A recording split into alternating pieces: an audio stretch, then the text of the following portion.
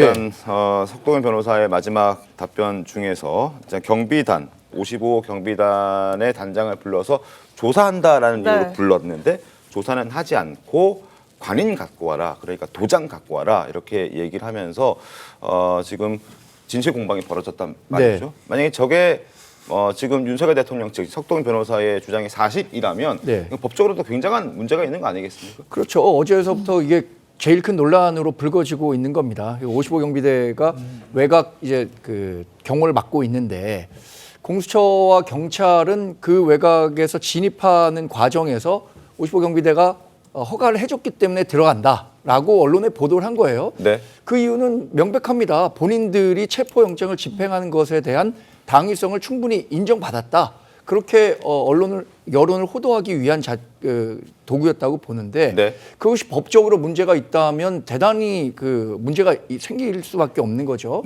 이 문제에 대해서 55 경비대 담당하고 있는 분이 본인은 조사를 받으러 갔었고 그 과정에서 관인을 갖고 와라고 해서 찍었는데 그 관인조차도 본인이 확인하지 못한 내용에 대한 관인이 찍혔다는 거잖아요.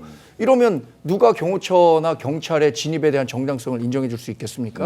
전 이 문제는 앞으로 윤석열 대통령에 관한 재판과는 별도로 굉장히 따져봐야 할 문제라고 생각합니다. 신 의원님, 이게 지금 출입 개방을 55 경비단이 사실상 결정할 수 없는 문제다 해서 나중에는 추후에 경호처, 이것은 경호처 관할이다라는 공문을 추가적으로 공수처에 보냈는데 공수처가 이 사실에 대해서는 정확히 설명하지 않았다, 이런 의혹들도 같이 있는 거거든요. 그러니까 공수처가 체포영장을 집행하는 과정에서 사전 준비 과정에서의 일부의 그런 잡음이 있을 수는 있다고 봅니다. 그럼에도 불구하고 지금 대통령이 체포영장을 적법하게 받았고 그래서 체포를 해야 되는 상황에서 당연히 경비대나 아니면은 경호처가 협조를 해야 됨에도 불구하고 이런 사안들을 가지고 계속해서 침소봉대하듯이 이렇게 체포영장 과정에서의 문제를 제기하는 것 자체가 국민들한테는 무슨 의미가 있을까? 저는 이런 것들이 논란이 커지는 것 자체가 별로 의미가 없다고 생각을 하고요.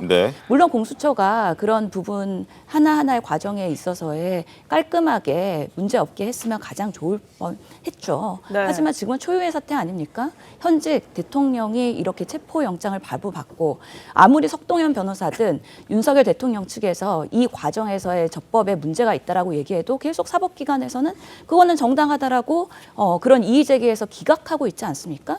그러면서도 계속 이렇게 문제점을 삼고 있는 거는 여전히 윤석열 대통령 측에서는 부정선거에 대한 음모론을 믿고 있고 극우 유튜버들만 보고 있고 그들을 통해서 내란 선동을 하면서 이 과정 자체를 부인하려고 하는 그런 방식으로의 지금의 대한민국의 위기를 정리하고 있는 과정에서의 자기 이익만을 생각하고 있는 거 아니냐.